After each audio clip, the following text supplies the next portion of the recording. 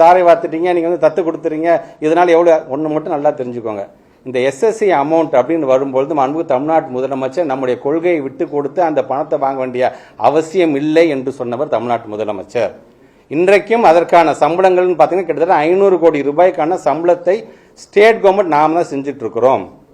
அதில் ஏறத்தாழ 32,000க்கும் மேற்பட்டிருக்கின்ற ஆசிரியர்களும் அடங்கியிருக்கிறார்கள், பணியாளர்களும் அடங்கியிருக்கிறார்கள். எல்லாரும் சேர்ந்து அவர்களுக்கான சம்பளத்தை இன்னைக்கு யார் தராங்க? State government. நாங்கள் இன்னைக்கு அந்த பேர் பண்ணிக்கிறோம். ஏன்னா இன்னைக்கு தமிழ்நாடு பள்ளி மாணவர்களை பொறுத்த வரைக்கும் போகக்கூடிய திட்டங்கள் எதுவும் தடைப்பட்டு விடக்கூடாது. அது நம்ம எவ்வளவு நிதி நெருக்கடி தான் நாமளே அதை ஏற்றுக்கொள்ளும் சொல்லக்கூடிய முதலமைச்சர் நாம் பெற்றிருக்கின்றோம்.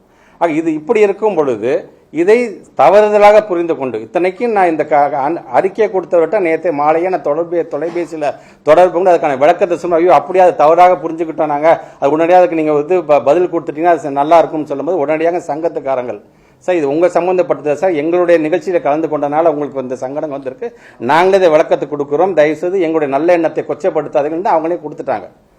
இப்படி நான் தொலைபேசியில் தொடர்பு கொண்டு சொன்னதுக்கு அப்புறமேட்டு சங்கத்துக்காரங்க கொடுத்தது எல்லா பத்திரிகை ஊடகத்துறை சார்ந்த நண்பர்களும் நீங்கள் அதை கேரி பண்ணதுக்கு அப்புறமேட்டும் இன்றைக்கு அவங்களுடைய இயக்கத்தை சார்ந்த பத்திரிகையில இந்த மாதிரியான செய்தி வருகிறது, தலைப்பாக வருகிறது என்பதை உள்ளபடியே எங்களுடைய துறை சார்ந்திருக்கின்ற நாங்கள் சங்கடம் பட்டிருக்கின்றோம். அதே நேரத்தில் வன்மையாக நாங்களும் கண்டிக்கிறோம் என்பதை நான் தெரிவிச்சுக்கிறேன். நான் இன்றைக்கு தமிழ்நாட்டுடைய முதலமைச்சர் பள்ளி கல்வித்துறை சார்ந்து இன்றைக்கு பல்வேறு விதமான திட்டங்களை நம்ம கொண்டு வந்து கிட்டத்தட்ட 60-67 திட்டங்களை கொண்டு வந்து இன்னைக்கு நான் சொன்ன மாதிரி இந்த யூடைஸுக்கு வந்து சென்ட்ரல் கவர்மெண்டோட ரிப்போர்ட், இது நாங்கள் கொடுக்குற ரிப்போர்ட் இல்லை, ஏதோ எங்கள் ஆஃபீஸர்ஸ்லாம் உட்காந்து இந்த ரிப்போர்ட்டை கொடுக்கல.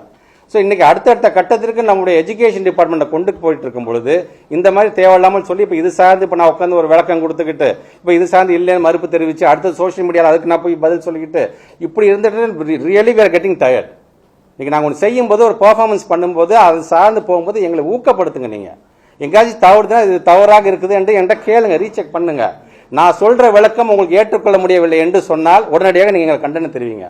விளக்கமும் கேட்காம என்ன நடந்துச்சுன்னு தெரியாம ஆக்சுவலி ஸ்போக்கன் என்னன்னு தெரிஞ்சுக்காம அவசரமா ஏன் அதில் ஜம்பின் ஆகுறீங்கன்னு தான் எனக்கு புரியல எனக்கு அது.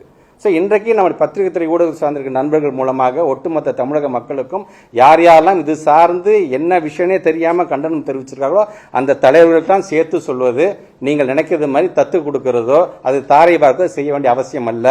பள்ளி கல்வித்துறைங்கிறது எங்க பிள்ளைய நாங்க தான் வளர்த்து எடுக்குமே தவிர இன்னொருத்தவங்க தத்து கொடுக்க வேண்டிய அவசியம் எங்களுக்கு இல்லை என்பதை இந்த நேரத்தில் நான் வன்மையாக கண்டனத்தோடு வருத்தத்தோடு நான் பதிவு செய்ய நான் கடமைப்பட்டேன்.